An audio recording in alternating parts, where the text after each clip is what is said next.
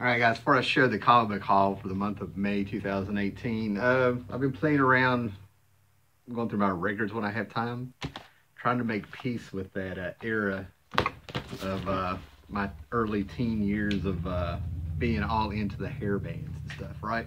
Cinderella is one that I'm not really ashamed of.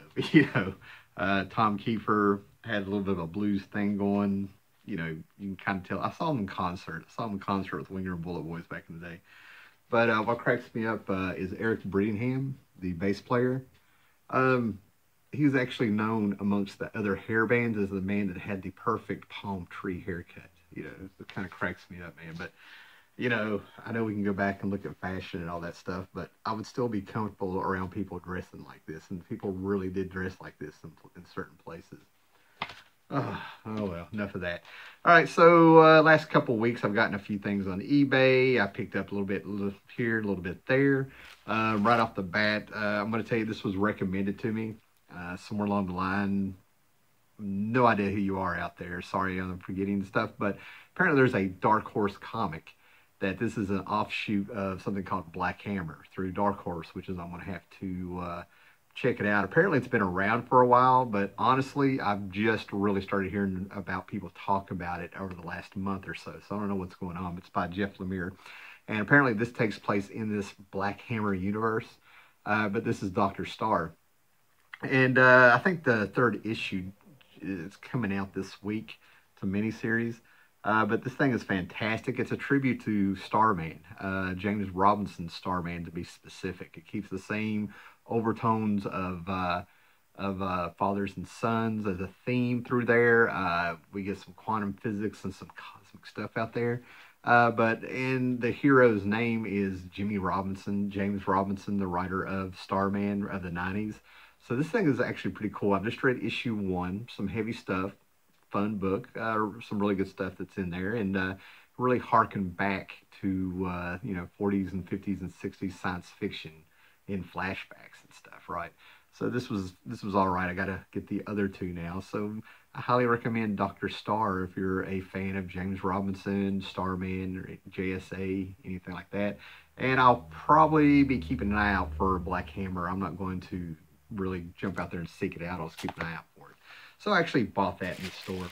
Now these I found at an antique shop, and I couldn't believe what I paid for them. Maybe $2. Yeah, price tag is on there. These were marked down from $6 and $8. I had to get an extra one here, but I got these for $2 a piece. I already have almost a complete set. I have all the Kirby issues, the first 40, easily. Over and over, but I could not pass these up. These are in great shape. Commandy number 6 for $2. That was marked down. And Commandy number 2. This is the one that got me, marked down from $8 to $2.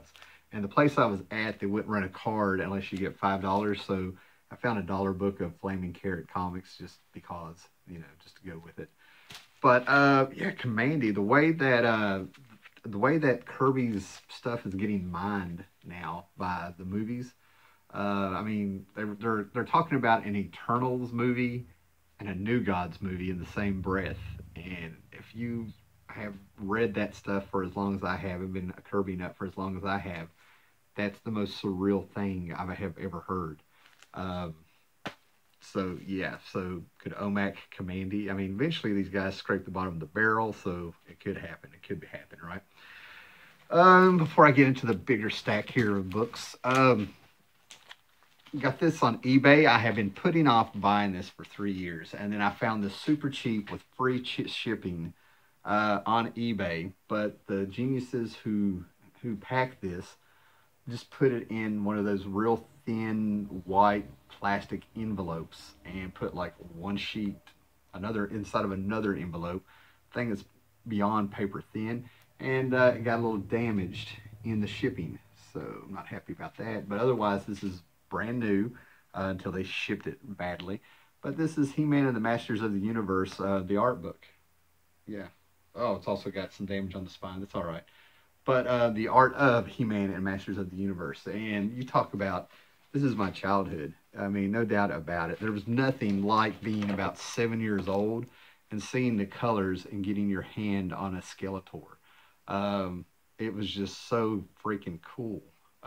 You know, you had this point, I'd probably been playing with Star Wars. I've seen a couple of 12-inch GI Joes, who knows what else and stuff. And then you get these, and you get them in your hand, and you see the just the very. It was just very cool to be 7 years old and see that they had clothes, they had armor that you could take off in those colors, the blue and the purple, and then it was the skull and stuff, right? But these were just really cool.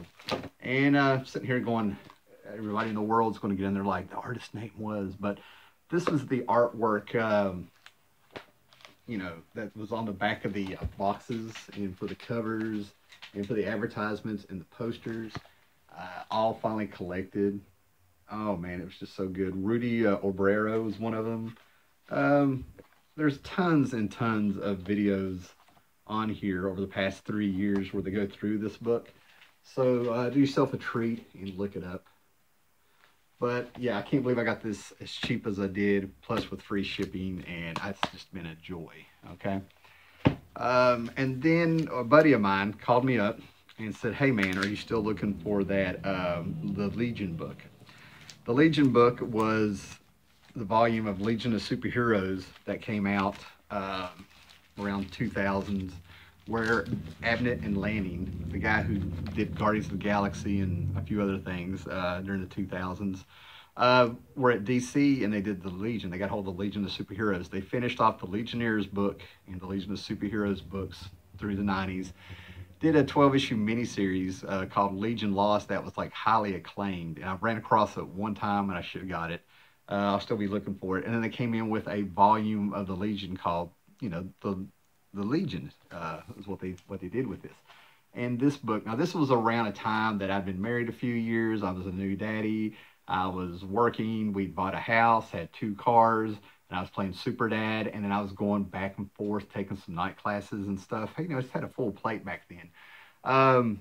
And, you know, kind of shied away from me. And then you started hearing about this book through Wizard Magazine and people. And it still gets great reviews. If you go on Comic Book DB, you'll see that most of the issues have been rated like from 7 to 9, 8 and 9, high 9s, high 8s, you know, out of a scale of 10. So I read the first 4 or 5 issues finally. I got a really good chunk of these.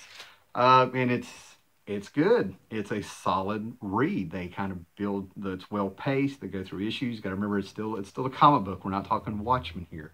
But what got everyone's attention was that this was the return of the Legion's heroes who were in Legion Lost. Think Star Trek Voyager. You know, they're on the other side of the galaxy. They don't know how they're going to come back. They meet some strange things and stuff, but this is their return to Earth after being gone a year and lost, and it picks right up. So when my buddy called me and I went down there, these were in a 50-cent box, right?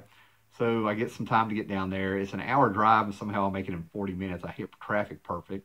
I go up there, I put all these books up on a stack. I'm counting them up, and for some reason the dude looks at me and gives me a price to where these came to less than quarter a piece. I did not hustle. I did not have a chance to hustle. He was just talking. It's like a permanent flea market, you know, a little building, converted old store or something, right? And he's pointing out some other stuff because I bought some cassettes and stuff, right? So I got to do the math, but these, for what I paid for this stack of comics, it came to less than a quarter a piece, being nice, right? But anyway, why did this series really start getting acclaim besides Dan Abnett and am I saying his name right? Yeah, Abnett and Lanning. Well, it's because they brought in Ra's al Ghul. They started playing around with the DC universe and an immortal character that came in. We didn't go the route of Darkseid, Right of the Way, and all the other Legion of Superheroes villains, man. We get Ra's al Ghul. Like I said, I've read the first 4 issues, and I'm hooked. It's really good. Now, this was also around the same time that DC was doing JSA, which was a highly acclaimed book. So there's some corners of the DC universe, some books that were coming out at the end of the 90s and the early 2000s that were just solid reads, and you can get these for cheap if you find them. You know, but even Wizard was saying this was like book of the month there for a while, so, you know, Wizard got in there, right? So I can go on and on with these Legion books, but I ended up getting about 26 of them, which is the first 28 of them. I got the first 30 in here, but I'm missing 27 and 28, which is where they did bring in Darkseid. They eventually got Tony Harris to come in, start doing some covers. In issue 12, I'm really interested in this because it looks like he goes up against the JLA, and that is the logo of the Grant Morrison JLA. But yeah, just a fun read. I love those giant hands. Usually they're holding the world or they're holding a bunch of heroes and squashing them. We got Timberwolf in there. I've actually enjoyed this cover. Timberwolf was designed by Dave Cockrum back in the day, and he predates Wolverine. And then we also have Ultra Boy. And Ultra Boy, to me, was always that hero that had an edge to him. He was, you know, associated with pirates and space whales and stuff, right? But the way he's always kind of written about kind of like feeling like some kind of orphan or something like that, he always felt like he would have been in The Outsiders. And I'm talking about S.E. Hinton's The Outsiders. It's almost like he's a combination of, you know, he could be Soda Pop, maybe. A little bit of 2-Bit and a little bit of Soda Pop in there. He's trouble. He's a bad boy, you know, but, you know, he's sweet. Then we, you know, Ra's al Ghul, you know, apparently gets through there. And then they brought in the Tony Harris covers that came through. So this is where it really started getting noticed on my radar. I've got 2-3 issues of this run. Go into stories about dream girls and dreams. But yeah, they were really amping up this series. This series was getting highly acclaimed there for a while. I had this one. They brought in Con-El, the Superboy from the 20th century, and apparently stuck him here in the Legion for a while. And then it crossed over with Titans and Legion, which I have. You know, yeah, here we go with the, yeah, there we go. Yeah, I probably went pretty quick with those. So the other books that I got were the previous series, the Legion of Superheroes, that started out with the 5 years later arc, and I think thanks to Zero Hour or something, they ended up, you know, coming in with Wade and Augustine, and I think Roger Stern, and a bunch of people came in and started retelling those older Legion stories with a more up-to-date thing, which is just fantastic. I'm really excited about this. If you're a Silver Age reader of Legion, I think you'll get a kick out of the animals that shoot lightning from their nose. Legionnaires number 0, going back to 0 Hour, where I think that we got rebooted there. And then I got a series which I've been playing around with wanting to get. I read some of these when I was about 13, 12, 13, whatever you are in 7th grade. My appendix about busted on me. Like, I was on the operating table, and when they sliced me open and grabbed my appendix, supposedly it burst, is what I was told. And I had a bunch of people bringing me comic books, and I got some Firestorm comic books, but it was around in the 20s, right? So I've got some earlier issues of Firestorm. Was it Cary Bates, Gary Conway? I can't remember who's writing this. Cary Bates or Gary Conway was writing this, and Pat Broderick was, you know, sort of doing the art. And it was, I just remember it was always a fun little book. There's number 8, there's number 14. Now, of course, everybody's into the CW series with, you know, Firestorm and Killer Frost and stuff like that. But this always felt like a little corner of its own in the DC universe. And it almost, to me, I remember reading it, feeling like it could have been a Marvel book. You know, some of the angst they had in there with Firestorm. Of course, you know, oh man, I lost my train of thought. I was about to say something else about it. But anyway, before Booster Gold was getting pushed everywhere, it was killing me, but Firestorm felt like he was getting pushed everywhere. He had his own series, came out in the 70s, you know, Al Milgrom came out there and co-created him. And then all of a sudden they were putting him in Justice League, and then they eventually put him on the Super Friends cartoon, and he was just a little bit everywhere. I got some Marvel Age. Seriously, with some of the stuff that Marvel's been putting out for the last 5 or 6 years, they're really starting to make the new universe look really good, to where I'm itching to finish runs on DP7 and Justice to see what Peter David had done with them. If you know anything about the Marvel Age. But this is the Marvel Age, the new universe. The Marvel Age here was talking about how it was the new universe, how John Byrne had come on, and he and Tom Palmer were doing Starbrand, and things were changing. They blew up Pittsburgh, called it the Pit. And then I'll buy this all day long. I may already had this one, but this is a Marvel Age with a George Perez cover, talking about an interview about Hulk Future Imperfect, a 2-issue prestige format miniseries that came out from Peter David and George Perez in the early 90s, where you take Mad Max and you throw in the Hulk, and the Hulk meeting a future version of himself that runs this world, this post-apocalyptic nuclear world. I always felt like it was straight out of Mad Max, and this was Bartertown, you know. But it's just a fantastic read. And when you get to Rick Jones and his artifacts that survived the nuclear holocaust of what's going on, apparently we had a nuclear holocaust, and it made the Hulk even more powerful when he absorbed all that nuclear radiation and stuff, right? But there's a whole treasure room of artifacts of our heroes in the future. I got this Spectre number 22. It has an Alex Ross cover. And I'm going to go ahead and tell you, I don't know if this was 1994, so it was kind of sort of early for Alex Ross's career and stuff, but for what Alex Ross would end up putting out and stuff, I always thought this was an odd cover. There was always something off about it for it to be an Alex Ross cover. It's kind of cool to see. It's cool to see Alex Ross out there and stuff, but always something about this cover always just kind of like it lays on the ground, doesn't really pop. And then the last thing I got is I had to get them, you know, but got some Gru comics. Couldn't believe what good shape these Gru comics were in. And the fun thing about Gru is that, you know, I'll need to look it up and see exactly what issues, but something like issues 6 or 7 to like 64 or 74 or something, there was a hidden message in every issue of Gru. And every now and then Mark Evanier, or whoever did the letters column, they would tell you, they would go back, you know, in the letters column, they'd show you kind of where to find the messages and stuff. And it was usually things like, this is not the secret message, or you have found the secret message. This is the secret message.